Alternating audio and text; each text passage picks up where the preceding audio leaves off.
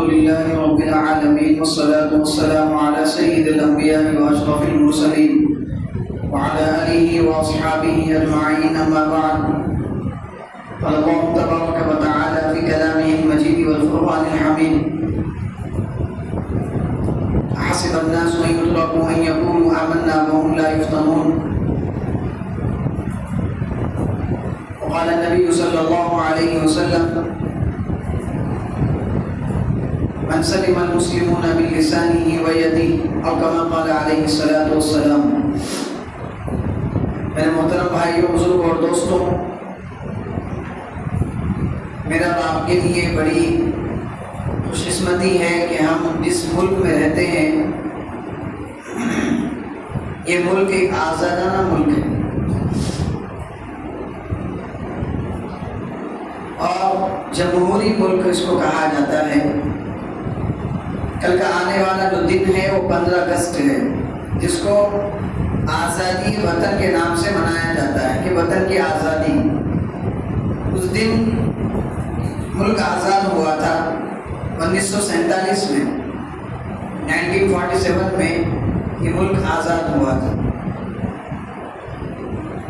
تو یہی 15 اگست کا دن تھا اس میں ملک آزاد ہوا.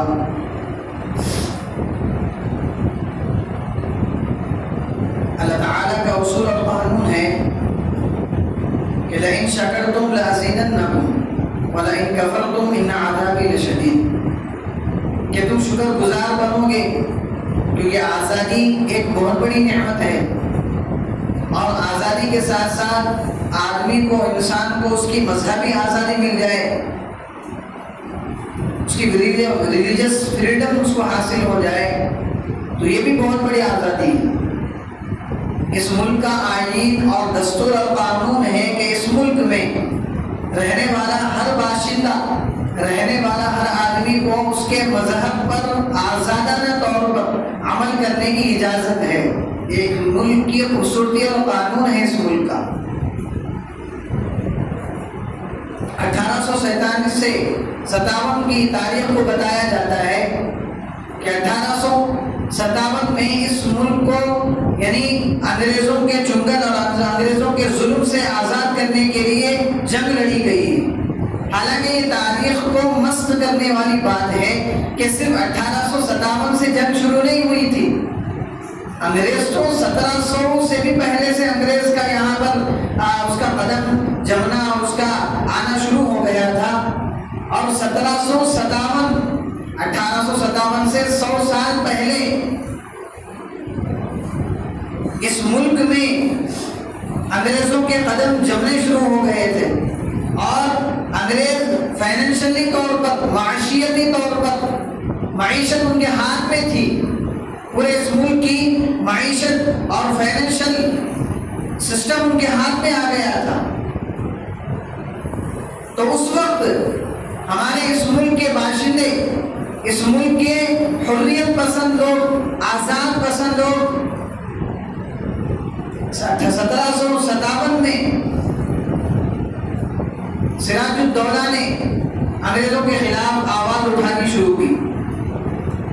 سب سے پہلے مسلمانوں نے اس ملک کی آزادی کے لیے آواز اٹھائی ہے.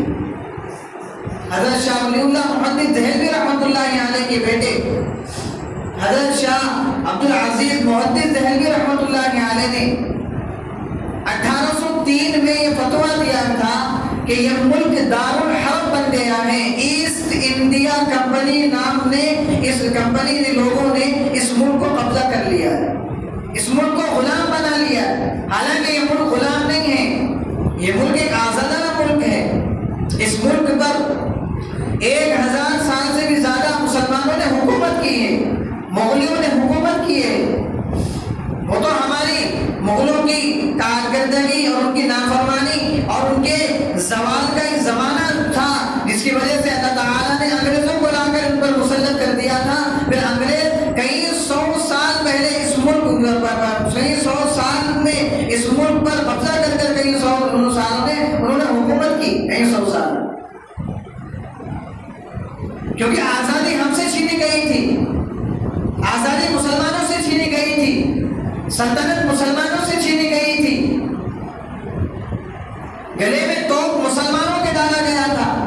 اس ملک سے سچی محبت مسلمانوں کو تھی اور ہے. تو اس لیے سب سے پہلے انگریزوں کے جب قدم جمنے شروع ہو گئے، جب وہ مضبوطی ان کے اندر آ گئی اور اس ملک کو قبضہ کرنے کا ان کے اندر ایک طاقت پیدا ہو گئی. دہلی میں انہوں نے قبضہ کر لیا، جو ہمارا سب سے بڑا تخت و تاج کا ایک محل اور ایک جگہ سمجھی جاتی تھی مسلمانوں میں. صرف مغل بادشاہ بطور بادشاہ رہتے تھے، لیکن حکومت ان کی نہیں چل سکتی تھی، انگریزوں کا تسلط ان پر ہو گیا تھا. تو 1757 سے لے کر 1857 100 سال تک مسلمانوں نے جنگ کی ہے. سراج الدولہ نے جنگ کرتے کرتے جام شہادت نوش کر دی، اور اس کے بعد میسور کا وہ مرد مجاہد، مرد قلندر، مجاہد ملت ٹیپو سلطان شہید رحمت اللہ علیہ نے آواز اٹھائی میسور کے اندر. انگریزوں کو جتنا ان سے ڈر لگتا تھا، جتنا ان کا ڈر ان کے دلوں میں تھا، کسی اور کا نہیں تھا. ٹیپو سلطان کا نام سنتے ہی کانپ جاتے تھے، کیونکہ شیر خدا اور اتنا بہادر آدمی. جب ان کو لگا کہ اب یہ انگریز یہاں پر اب ان کے قدم جم گئے تو ہم بھی غلام بن جائیں گے، ہماری بھی سلطنتیں ختم ہو جائیں گی، ہمارا ملک تباہ و برباد ہو جائے گا، تو پھر ان سے جنگ کرنی شروع کر دی. پھر 1799 میں ان کے اپنے میر صادق کی غداری کی وجہ سے 1799 میں ٹیپو سلطان شہید رحمت اللہ علیہ اپنی تلوار کو ہاتھ میں لیے ہوئے شہید ہو گئے. اس دن انگریز نے یقینی طور پر کہا کہ آج ہندوستان ہمارا ہو گیا ہے، کیونکہ ان کو معلوم تھا کہ یہ ٹیپو سلطان یہ ہمارے لیے ایک آہینی دیوار ہے، سیسم بدائی دیوار ہے یہ ہمارے سامنے. اس کو ہرا کر ہی ہم ہندوستان پر پورا قبضہ کر سکتے ہیں، ورنہ اگر ہم اس کو نہیں مانیں گے، اس کو قتل نہیں کریں گے، اس کے سلطنت کو ختم نہیں کریں گے، تو یہ ہمارے لیے ایسی دیوار بنے گا کہ کہیں گے اتنا مضبوط ہو جائے گا کہ ہم اس کا بھی مقابلہ نہیں کر سکتے. اس لیے اس کو غداری کر ہی مارا گیا. سراج الدولہ رحمت اللہ علیہ کو بھی غداری کر مارا گیا. اس کے اپنے قریبی نے ان کے ساتھ غداری کی، جس کی وجہ سے وہ مارے گئے، قتل کیے گئے. جتنے مغل بادشاہ بھی مارے گئے اپنوں کی غداری کی وجہ سے، اپنی نادانی اور بیوقوفی کی وجہ سے. ان کے گھر گھرانے، ان کے خاندان شہید کر دیے گئے. ٹیپو سلطان بھی اسی غداری کے تحت، اور ان کا وہ تاریخ والا جملہ، تاریخی جملہ جو ہر مسلمان کو یا ہر وہ انسان کو جو آزادی چاہتا ہے، اس جملے کو سن کر اس کے دل کے اندر آزادی بھڑک اٹھتی ہے، آزادی کی آگ بھڑک اٹھتی ہے. انہوں نے کہا تھا کہ شیر کی ایک دن کی زندگی گیدڑ کی 100 سالہ زندگی سے بہتر ہے. کہ انہوں نے ایک تاریخی جملہ کہا تھا. جب آپ کے محل میں حملہ ہوا تھا تو معلوم ہوا، کان میں آواز پڑی کہ اب انگریز آپ کے محل کا محصول کر چکے ہیں، آپ کے محل کو گھیر چکے ہیں. تو کھانا کھا رہے تھے اس وقت. جیسے ہی انہوں نے سنا وہ جملے کو اس کو تو کھانے کا نوالا منہ میں نہیں لے کر گئے. اس وقت ہی انہوں نے یہ جملہ کہا تھا کہ شیر کی ایک دن کی زندگی گیدڑ کے 100 سالہ زندگی سے بہتر ہے. گیدڑ 100 سالہ زندگی جی لے، کوئی فرق نہیں پڑتا. شیر کی ایک دن کی زندگی گیدڑ کی 100 سالہ زندگی سے بہتر ہے. تو قربانیاں تو ہمارے لوگوں نے دی. اس کے بعد شاہ ولی اللہ محدث دہلوی رحمۃ اللہ علیہ کے بیٹے شاہ عبد العزیز رحمۃ اللہ علیہ نے جب ٹیپو سلطان شہید ہو گئے تو ان کو معلوم ہو گیا کہ انگریزوں کا پورا تسلط اس ملک پر ہو گیا. تو اس وقت مسلمانوں کو مخاطب ہو کر انہوں نے کہا کہ یہ ملک دار الحرب بن گیا ہے، کہ جہاں پر رہنے والے مسلمانوں کا فریضہ بنتا ہے کہ اس ملک کو جہاد کے ذریعے سے آزاد کرایا جائے. 1803 میں فتویٰ جاری کر دیا. اس فتوے کی اتنا اثر ہوا کہ سید احمد شہید، شاہ اسماعیل شہید رحمت اللہ علیہ اس ملک کے پھر علمبردار بن کر اور اس ملک کو آزاد کرانے کے لیے ایسے آگے بڑھے کہ بالا کوٹ میں انگریزوں اور اپنے خلاف جہاد کرنے والے اور اپنے خلاف آنے والے لوگ سکھوں کے ساتھ کچھ بغاوتیں ہوئی کہ اپنے لوگوں کے ساتھ، اپنے اتحادیوں کے ساتھ، سکھوں کے ساتھ لڑتے ہوئے بالا کوٹ میں 1831 میں یہ لوگ بھی بالا کوٹ کے پہاڑ میں شہید ہو گئے، یہ لوگ بھی شہید ہو گئے۔ حالانکہ سید احمد شہید رحمۃ اللہ علیہ وقت کے اللہ والے بزرگ شخصیت تھی، شاہ اسماعیل رحمۃ اللہ علیہ بھی بڑی بڑی شخصیت تھی۔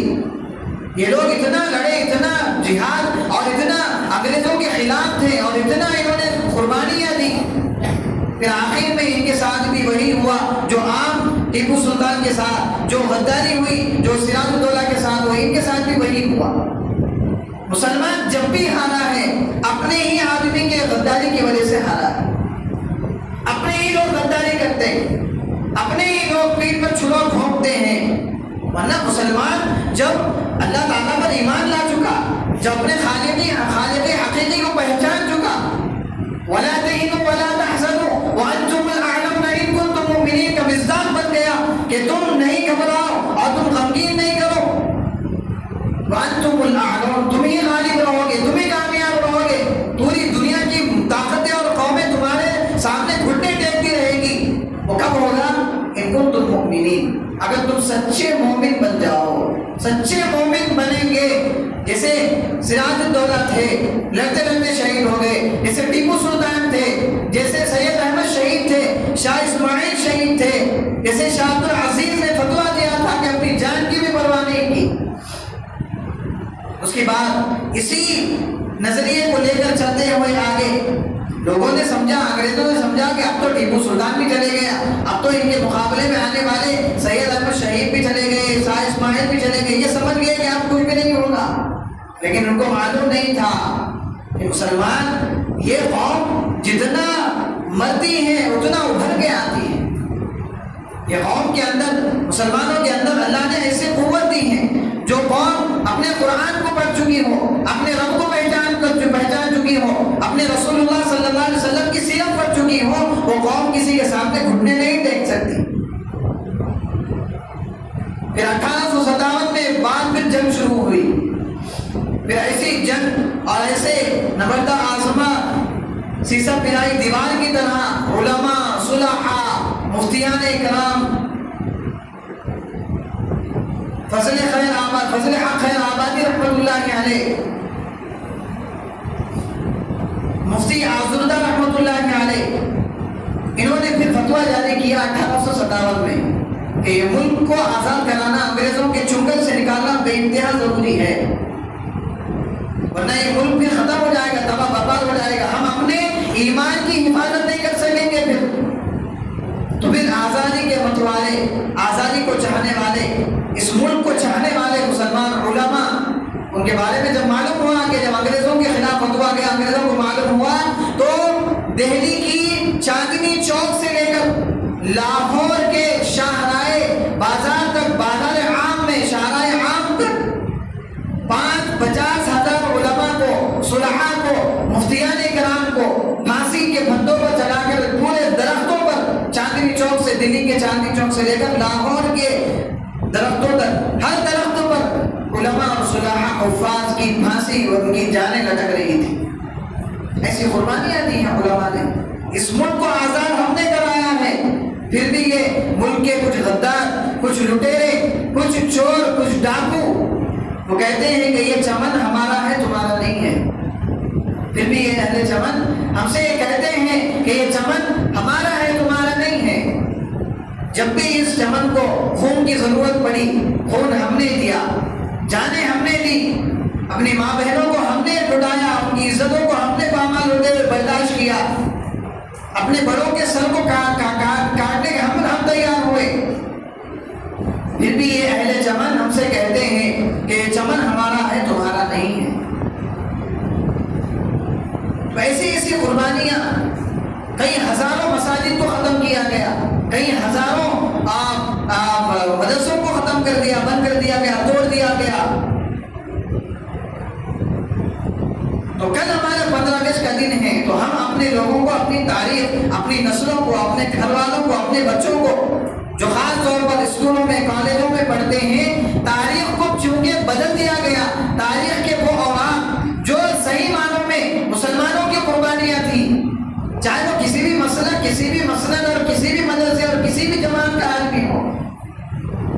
وقت تو سب کھڑے ہوئے تھے انگریزوں کے خلاف لڑنے کے لیے، چاہے وہ کسی بھی جماعت، کسی بھی مسلک کا آدمی، کسی بھی مسلک کا عالم ہو، سب نے قربانیاں دی ہیں۔ اپنے بچوں کو جو خاص طور پر اسکول کالجوں میں یونیورسٹیوں میں پڑھتے ہیں، ان کو یہ تاریخ نہیں بتائی جاتی وہاں پر کہ آپ کے مسلمان علماء، آپ کے دانشوران ملت، آپ کے حریت پسند لوگ جو مسلمان تھے، جو اصل فریڈم فائٹر تھے، ان کو نہیں بتایا جاتا ہے۔ تو آپ بتانا آپ کی ذمہ داری ہے۔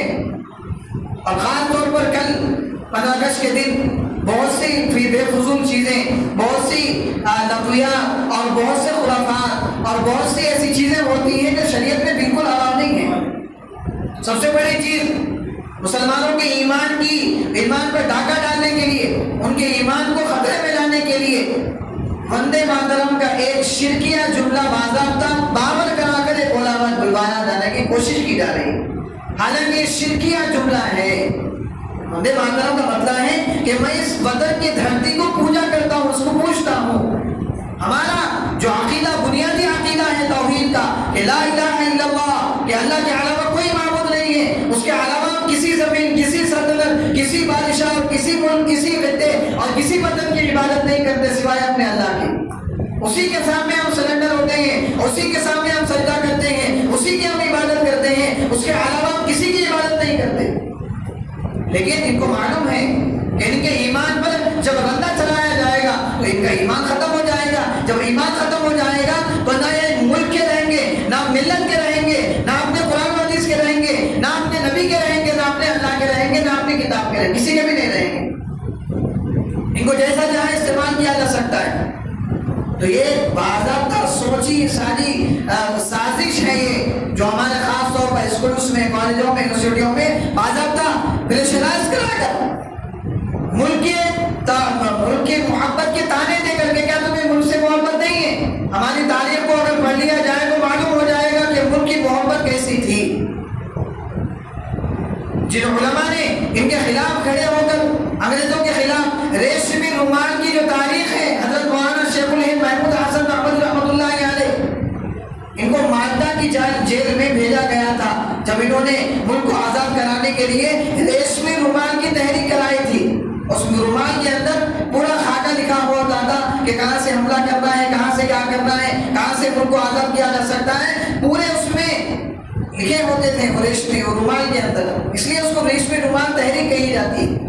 لیکن اپنے ہی لوگوں کی غداری کی وجہ سے وہ ریشمی رومال بھی پکڑی گئی۔ پھر اس کے بعد حضرت شیخ الہند رحمۃ اللہ علیہ کو مالدہ کی جیل میں 3.5 سال ان کو جیل میں رکھا گیا، اور ایسی اذیتیں ان کو پہنچائی گئی۔ جب ان کا انتقال ہوا تو ان کے انتقال کے وقت ان کی پیٹھ کو دیکھا گیا تو پیٹھ میں سوائے ہڈیوں کے گوشت ہی نہیں تھا۔ ایسی ان کو ان کے شاگرد جو ان کے ساتھ تھے، حضرت مولانا حسین احمد مدنی رحمۃ اللہ علیہ، ان کو پوچھا گیا کہ تمہارے استاد کی پیٹھ ایسی کیوں ہے کہ سوائے ہڈیوں کے اس میں گوشت نظر نہیں آ رہا؟ انہوں نے کہا کہ ایک راز تھا جو مجھے میرے شیخ نے کہا تھا کہ نہیں بتانا کسی کو بھی، لیکن اب چونکہ شیخ چلے گئے دنیا سے تو اب راز فاش کرنے کا کوئی گناہ نہیں ہوگا۔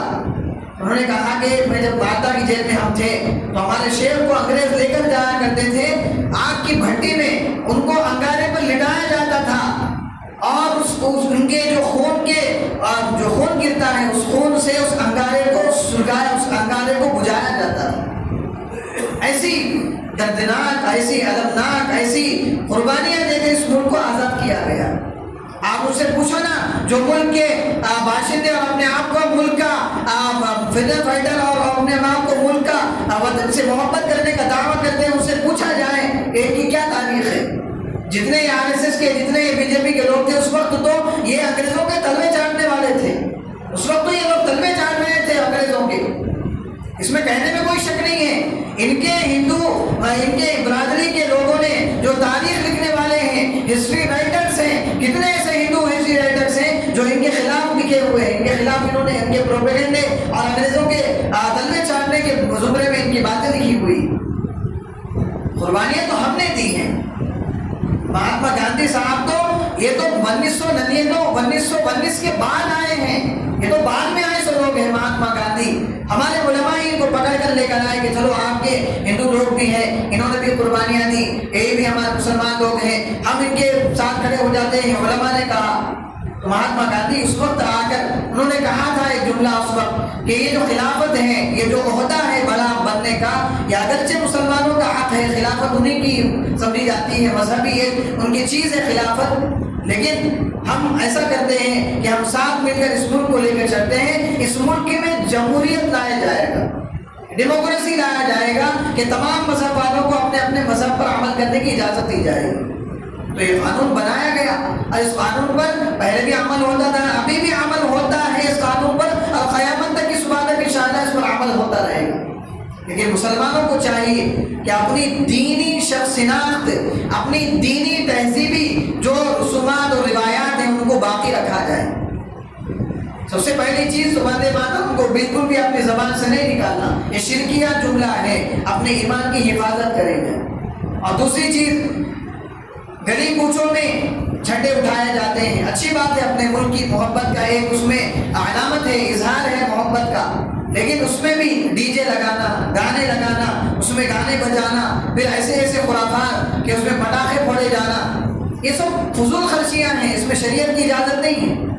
فضول خرچی کے بارے میں اللہ تعالیٰ نے قرآن میں فرمایا ان المبذرین کانوا اخوان الشیاطین، یہ جو بے شک فضول خرچی کرنے والے لوگ ہیں یہ شیطان کے بھائی بتایا گیا، شیطان کے بھائی ہیں، تو اس لیے فضول خرچی نہیں کرنا چاہیے۔ اور دوسری بات، بچے نوجوان خاص طور پر روڈوں پر گاڑیاں لے کر پھر رہے ہوتے ہیں اس دن پٹاخے پھوڑ کر، اور روڈوں کو جام کر رہے ہوتے ہیں، یہ کوئی حب الوطنی اور اپنے دین کو، اپنے مسلمان، اپنے آپ کو اظہار محبت کہ ہم دین سے، وطن سے ہم بھی محبت کرتے ہیں، یہ کوئی صحیح طریقہ نہیں ہے۔ آپ مجھ سے محبت کرتے ہیں، آپ اپنے سینے پر جھنڈا لگا لیجئے، آپ جھنڈا اٹھا دیجئے، اپنے وطن کے نام میں جو گانا ہے وہ گائیے جس میں شرکیہ جملہ نہ ہو، کفریہ جملہ نہ ہو، بس یہ حب الوطنی ہے۔ اصل حب الوطنی یہ ہے کہ ملک کی گلیوں کو، کوچوں کو صاف کیا جائے، ان کو گندا نہ کیا جائے، اصل حب الوطنی یہ ہے، ملک سے محبت یہ ہے، سب کو یہاں رہنے والے جتنے لوگ ہیں ان سب کی عزت کی جائے، یہ حب الوطنی ہے، اصل وطن سے محبت یہ ہے، چاہے وہ کسی بھی مذہب کا ماننے والا ہو۔ آپ روڈوں پہ نکل کر بیگوں کو لے کر اس پہ کئی طرح کی آوازیں نکال کر اس کی سائلنسر بدلا کر، یہ سب اپنی خواہشات ہیں، یہ ملک سے محبت نہیں ہے۔ روڈوں کو جام کرنا یہ ہمارا کوئی اسلامی شعار ہے ہی نہیں ہے۔ ماں باپ کی غلطی ہے کہ ماں باپ ان کے ہاتھوں میں گاڑیاں دے کر ان کو نصیحت نہیں کرتے کہ بیٹا اس کو کہ اس سے کسی کی تکلیف نہیں ہونا۔ ہمارے اسلام کا سب سے بنیادی حصہ اللہ کے نبی صلی اللہ علیہ وسلم نے فرمایا المسلم من سلم المسلمون من لسانه ويده، کہ مسلمان وہ ہیں جس کے ہاتھ اور زبان سے دوسرے مسلمان اور دوسرے انسان بھی محفوظ رہے، یہ مسلمان ہیں۔ یہاں تو روڈوں پہ گاڑیوں کی آوازیں، سائلنسر بدلا کر اس کے الگ طریقے کی آواز لگا کر سائلنسر کو کٹ کر اور بہت ساری چیزیں، روڈوں کو جام کرنا، ٹریفک کو جام کرنا، پٹاخے پھوڑنا، شور شرابہ کرنا، ہلڑ بازی کرنا، یہ سب چیزیں شریعت میں ممنوع ہیں، حرام ہیں، دوسروں کو تکلیف دینے کا باعث بنتی ہیں یہ چیزیں۔ تو اس لیے ان چیزوں سے بھی اپنے آپ کو بچانا چاہیے۔ اور خاص طور پر آخر میں جو اسکولوں، کالجوں میں، یونیورسٹیوں میں ہوتا ہے، پہلی بات تو آپ کو حقیقی طور پر معلوم ہے کہ فلانے اسکول میں میرا بچہ پڑھتا ہے، فلانے کالج میں میرا بچہ پڑھتا ہے، فلانے یونیورسٹیوں میں میرا بچہ پڑھتا ہے، بچی پڑھتی ہے، تو پہلے آپ تحقیق کر لیں کہ وہاں پر کوئی شرکیہ جملہ ان سے بلوایا جا رہا ہے یا نہیں۔ اگر بلوایا جا رہا ہے تو ایسے انڈیپینڈنٹ ڈے پر ان کو وہاں بھیجنا۔ آپ اس کا مقصد یہ، اس کا مطلب یہ ہوگا کہ آپ اپنے بچوں کے ایمان کی حفاظت نہیں کرنا چاہتے، بنیادی مطلب یہی ہوگا۔ اگر بھیجنا چاہتے ہیں تو پہلے معلوم کرائیں کہ وہاں پر صحیح چیز کیا ہو رہی، غلط کیا ہو رہی۔ کچھ اگر صحیح ہو رہا ہے، خالی صرف جھنڈا اٹھایا جاتا ہے اور اس کی تعظیم کی جا رہی ہے تو پھر ٹھیک ہے، لیکن اس کے علاوہ گانے بجانے پر بچوں کو ناچنے کا لگایا جا رہا ہو، ان کو ہیرو بنا کر الگ طریقے سے ان کو لایا جا رہا ہو، بہت سی غلط خرافات کیے جا رہے ہوں، تو پھر تو آپ اپنے بچوں کو بالکل بھی نہ بھیجیں۔ آپ اپنے گھر میں ان کو بول دیں کہ بیٹا یہاں پر آپ انڈیپینڈنس ڈے منائیں، یہاں پر آزادی کے نغمے گائیں، آزادی کے لیے آپ کو کرنا چاہتے تو کریں۔ اصل حب الوطنی یہ ہے کہ آپ وطن کے وہ چیزیں جو گندی چیزیں آ گئی ہیں اس کو نکالنا ضروری ہے۔ اس وقت مسلمانوں کو صحیح طریقے پر بہت بڑی چیز سیاسی میدان میں اترنے کی ضرورت ہے۔ کتنا پیچھے مسلمان سیاسی میدان میں، یہ ملک ہم سے چھینا گیا ہے، 1000 سال تو ہم حکومت کریں اس ملک پر، مغل بادشاہ تاریخ بنے، کس کو نہیں معلوم مسلمانوں؟ تو ہم سے اس ملک کو چھینا گیا ہے۔ آج ہمیں اس ملک کو کہا جا رہا ہے کہ ہم خود اس ملک کے دشمن ہیں۔ کوئی کہہ رہا ہے کہ پاکستان سے آئے ہوئے لوگ ہیں، کوئی کہہ رہا ہے کہ بنگلہ دیش سے آئے ہوئے لوگ ہیں۔ تو اس لیے ہم اپنے ملک کو اگر اپنے آپ کو ثابت کرنا چاہتے ہیں کہ ملک سے محبت کرنا ہے، تو اس کا ایک بہت بڑا بنیادی چیز یہ ہے کہ بنیادی اس کا علامت جو بتانے کی ہے عملی طور پر، پریکٹیکلی طور پر، وہ یہ ہے کہ آپ سیاسی میدان میں اترنا چاہیے مسلمان۔ آخر میں اللہ تعالیٰ سے دعا ہے کہ اللہ رب العزت ہمیں اس ملک سے، اس ملک کے خطے خطے چپے چپے سے محبت کی توفیق عطا فرمائے، اور اس ملک میں امن اور شانتی کو جیسا پہلے برقرار تھی ابھی بھی ویسے ہی، اور قیامت تک کی صبح تک اس ملک کو امن اور شانتی، اور اس ملک کو فتنہ و فساد سے اور ایک دوسرے کو قتل کرنے اور ایک دوسرے کو در پر رہنے سے اس ملک کے تمام انسانوں کی حفاظت فرمائے۔ السلام علیکم ورحمۃ اللہ۔